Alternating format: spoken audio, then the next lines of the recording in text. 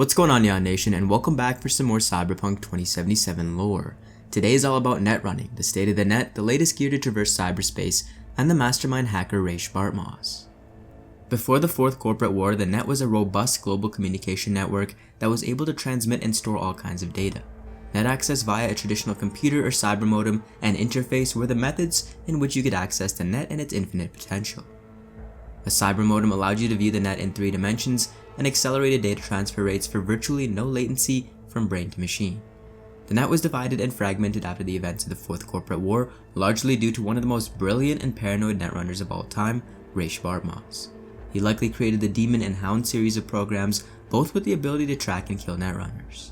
There are many rumors circulating on Rache's death, but there is no debate on how his demise triggered one of the most cataclysmic events for the net. In the moment Rache died, his life support system ceased sending delay codes, unleashing a flurry of advanced programs, namely the RABIDs, into the net, corrupting data, damaging files, scattering them across the net, and frying all netrunners that were connected to the net at the time. These RABIDs, or roving autonomous Bartmoss interface drones, were sleeper programs that, when awakened, were designed to create as much havoc in the net, destroying as much data as possible, leading to a net-wide data crash. Distributed randomly through cyberspace, this meant that any hope to combat it relied on an airtight emergency protocol. No such protocol existed, and by the time one did, it was much too late and the net was irreparably damaged. The rebuilding of the networks was largely on the shoulders of Netwatch in collaboration with the European Commission. Cyberspace became a digital battlefield, and only the most talented netrunners were enlisted to combat anything that lurked in the remnants of the old net. The efforts of Netwatch and the EC, although valiant, did not address the issue of the crash, and thus the Blackwall project was born, as isolating and containing the old net was the only option left. The Blackwall is an impenetrable wall of black ice that separates human networks from those under the control of the intelligence systems. There is absolutely no crossing allowed, but thrill seekers and overzealous runners attempt anyways, whether it be for notoriety, curiosity, or to steal secret documents and data that still might exist beyond the wall. The shallow net, otherwise known as the human net in 2077, are local or city nets that are isolated from each other. Europe has re-networked thanks to Netwatch, and the new USA city nets are also in the process of being built. The deep net is beyond the Blackwall and is the complete opposite of isolated nets, as it is the original vast network of cyberspace and allows for long-distance communication. Local nets can be accessed, but safety measures have made it so that you must be in the local area network to access it. Netrunning gear comes in 6 tiers, from tier 0 to tier 5, and allows you to interface with the net in a variety of different ways. Tier 0 are the old archaic cybermodems, which are all but obsolete in 2077. Their data transfer rate is decent, but they lack utility and function. Still, this is a mobile device and at the very least grants a connection. Tier 1 is your simple personal link, a USB-like device that can be connected to computers or even other people to gain access to networks. Once connected and with the right programs, control can be taken wirelessly.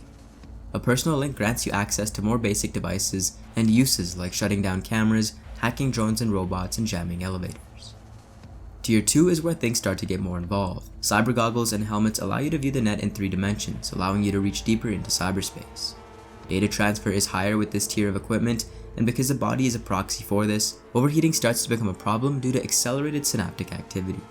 The best way to combat this problem of overheating and causing damage to the brain, body, and organs is to sit in an ice bath or have a modded AC unit next to the runner. Tier 3 is where professional level equipment begins.